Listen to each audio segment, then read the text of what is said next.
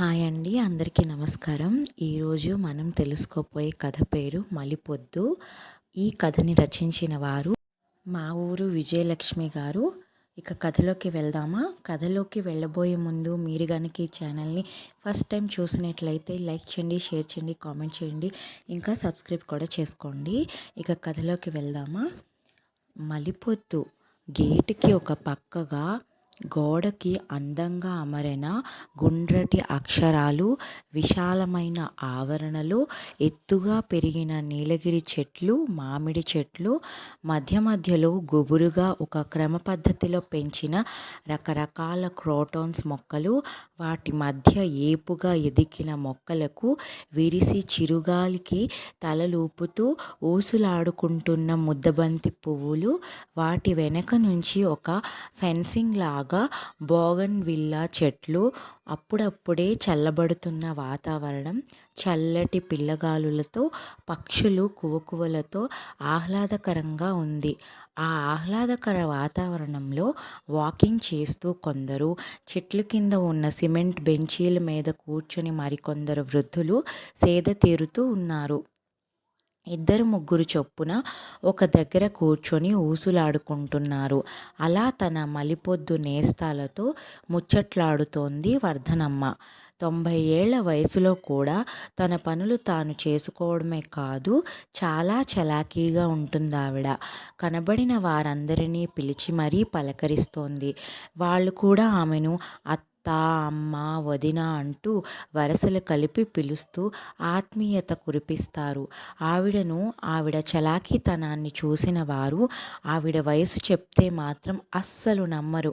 మాట్లాడుతూ గేటు వైపు చూసిన వర్ధనమ్మ ఉలిక్కిపడింది. హఠాత్తుగా నోట్లో నుంచి మాట రానట్టుగా, చూపు తిప్పడానికి సాధ్యం కానట్టుగా ఆ వస్తున్న మనిషిని చూస్తూ ఉండిపోయింది. వెంకటగిరి చీర కట్టుకుని, ఓ మోస్తరు జడతో, కాస్త నిదానంగా నీరసంగా నడుస్తూ, చేతిలో బ్యాగుతో వస్తోందావిడ. ఆవిడ మొహంలో విచారమో, బాధో, విసుగో, కోపమో ఏదో తెలియని భావం కనపడుతోంది. ఓ పెద్ద సూట్ కేస్ లాగుతూ ఆవిడ వెంటే వస్తున్నాడొక 30 ఏళ్ల యువకుడు. వర్ధనమ్మ కూర్చున్న సిమెంట్ బెంచి గేటుకి కొంచెం పక్కగా ఓ మూలగా ఉండటంతో వచ్చేవాళ్ళు వర్ధనమ్మకి కనపడతారు గాని వర్ధనమ్మ మాత్రం వాళ్లకు కనపడే అవకాశమే లేదు. వస్తున్న ఆ ఇద్దరూ కలిసి ఆఫీస్ రూమ్ వైపు వెళ్ళిపోయారు. ఇదేంటి, వీళ్ళిక్కడికి వస్తున్నారెందుకు? ఇక్కడ వీళ్ళకేం పని? మనసులో తొలిచేస్తున్న భావన. వాళ్లను చూసిన వర్ధనమ్మ మునుపట్ల తోటి వాళ్లతో మాట్లాడలేకపోయింది. వాళ్ళు మాట్లాడుతుంటే అన్యమనస్కంగా ఆం ఆ అంటూ ఊకొడుతోంది.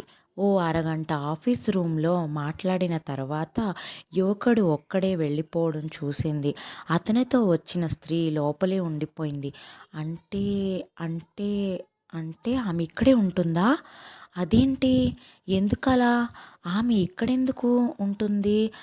వర్ధనమ్మ మనసులో ఎడతెగని ప్రశ్నల జోరిగిల్లా రొదపెడుతున్నాయి. ఆ రాత్రి సరిగ్గా 8 గంటలైంది. అందరూ మలిపొద్దు వృద్ధాశ్రమంలో డైనింగ్ హాల్లో చేరారు. అందరితో పాటు వర్ధనమ్మ కూడా వచ్చి కూర్చుంది భోజనానికి. సరిగ్గా అప్పుడే హాస్టల్ నిర్వాహకురాలు ఆమెను తీసుకువచ్చింది. ఈవిడ సుందరిగారు. ఈరోజే మన ఆశ్రమంలో చేరారు. ఇక ఇక్కడే ఉంటారు. అందరికీ పరిచయం చేసి, వర్ధనమ్మగారు, సుందరి గారికి మీ రూమే అలాట్ చేశాను. ఇక నుంచి ఆవిడ మీ రూంలోనే ఉంటారు చెప్పిందావిడ. అప్పుడే ఇటు తిరిగి వర్ధనమ్మను చూసిన సుందరి తెల్లబోయింది. మొహానికి వడగళ్ళ వాన కొట్టినట్టయింది. అదేంటి, ఈవిడిక్కడుందేంటి? సుందరికి తల తిరుగుతున్నట్లయింది. గట్టిగా టేబుల్ని పట్టుకొని ఆసరా కోసం, వెళ్ళండి, అక్కడ కూర్చోండి, అందరూ మీతోటి వారే, ఎలాంటి మొహమాటాలు లేకుండా హాయిగా ఉండండి. వర్ధనమ్మ పక్కన ఖాళీ సీటు చూపించి వెళ్ళిపోయిందావిడ. నెమ్మదిగా వర్ధనమ్మ పక్కకొచ్చిన సుందరి తల వంచుకుంది. అదేంటంటే మీరిక్కడ ఏదో చెప్పబోయింది. ముందు భోజనం చేయి సుందరి, గదికెళ్ళాక తర్వాత మాట్లాడుకుందాం నెమ్మదిగా చెప్పి భోజనం చేయడం మొదలుపెట్టింది వర్ధనమ్మ.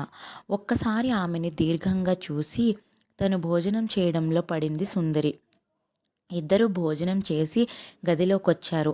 గదిలోకి కాసేపు అటు ఇటు వాకింగ్ చేసి వచ్చి మంచం మీద కూర్చుంది వర్ధనమ్మ. ఆమె మంచానికి ఎదురుగానే ఉన్న తన మంచం మీద తల వంచుకొని కూర్చుంది సుందరి. కాసేపు ఇద్దరూ మౌనంగా ఉండిపోయారు. సుందరి ఏదో చెప్పాలని ప్రయత్నిస్తోంది కానీ చెప్పలేకపోతోంది. నెమ్మదిగా వచ్చి సుందరి పక్కన కూర్చుంది వర్ధనమ్మ. ఆ, ఇప్పుడు చెప్పు సుందరి అంది. మీరు ఇక్కడికి ఎలా? తన అనుమానాన్ని పూర్తిగా బయట పెట్టలేకపోతోంది సుందరి. వర్ధనమ్మకు ఆమె ఏం అడగాలనుకుందో అర్థమైంది. చిన్నగా నవ్వి చెప్పింది, నీ అనుమానం నాకు అర్థమైంది. పక్క ఊళ్ళో వృద్ధాశ్రమంలో ఉండవలసిన నేను ఇక్కడికెలా వచ్చాననే కదా.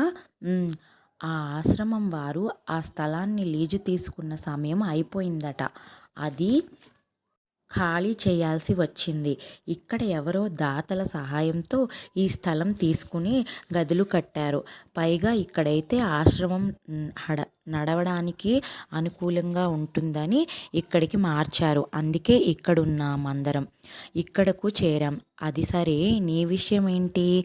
ఏమైంది? నువ్విక్కడా? అర్ధోక్తిలో ఆపేసింది వర్ధనమ్మ. అదే, అబ్బాయికి యుఎస్లో జాబ్ వచ్చింది. కోడల్ని కూడా తీసుకుని వెళ్ళిపోతున్నాడు. ఆయన సంగతి మీకు తెలిసిందేగా. ముందే తన దారి తను చూసుకొని ఎదరబందీలు లేకుండా హాయిగా పైకి వెళ్ళిపోయారు. ఇక నేను ఒంటరిగా. అందుకే నన్నిక్కడ మాటలు పూర్తి చేయలేకపోతుంది సుందరి. భార్యను తీసుకువెళ్తున్నాడు, నిన్ను తీసుకువెళ్ళిపోవచ్చుగా.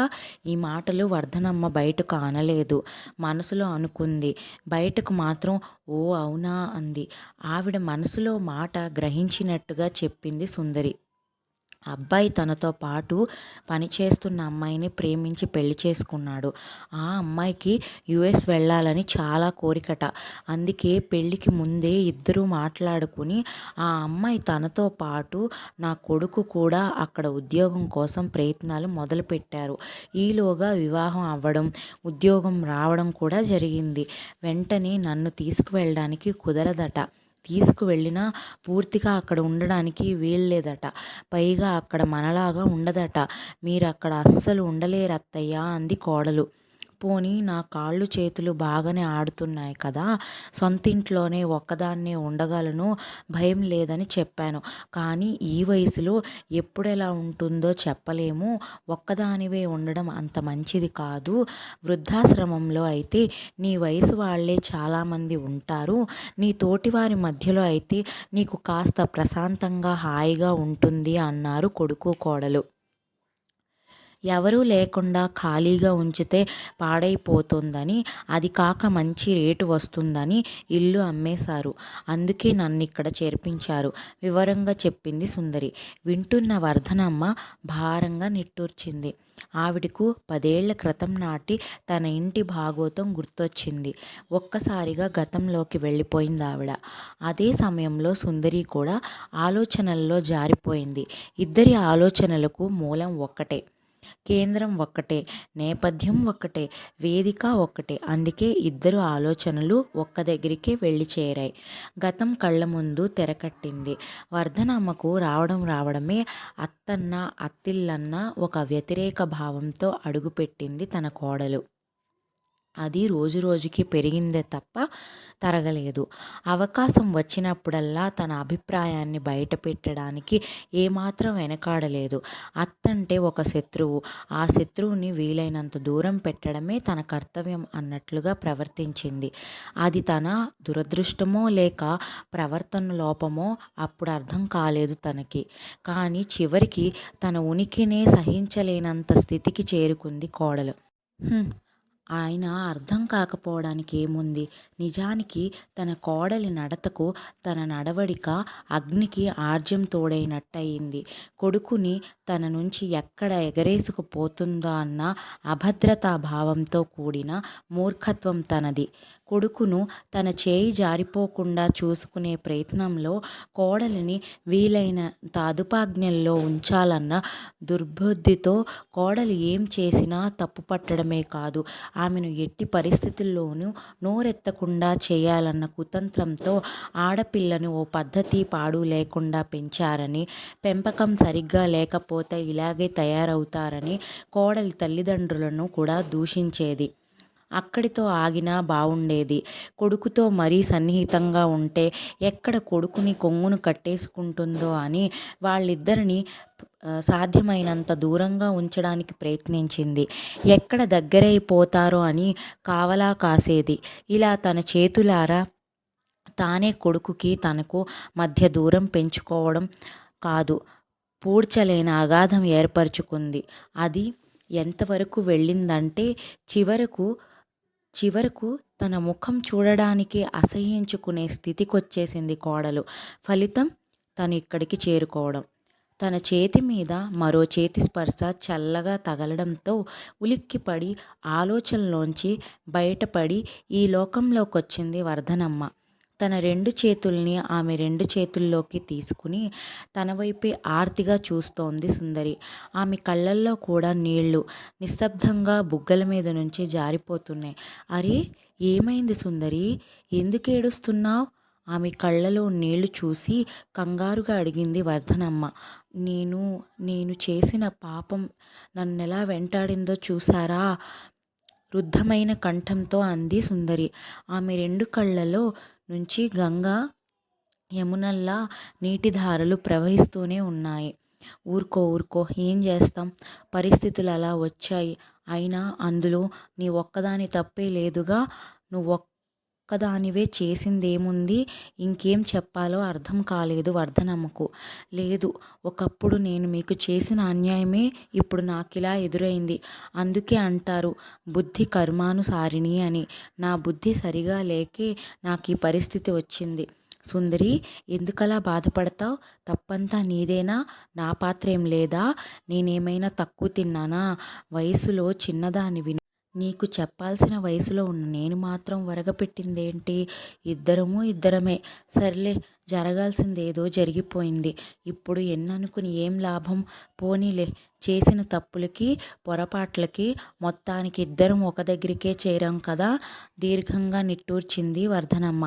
లేదు అత్తయ్యా, నేను అప్పుడు చేసింది ఇప్పుడు నాకే ఎదురైంది. నన్ను క్షమించండి అత్తయ్యా.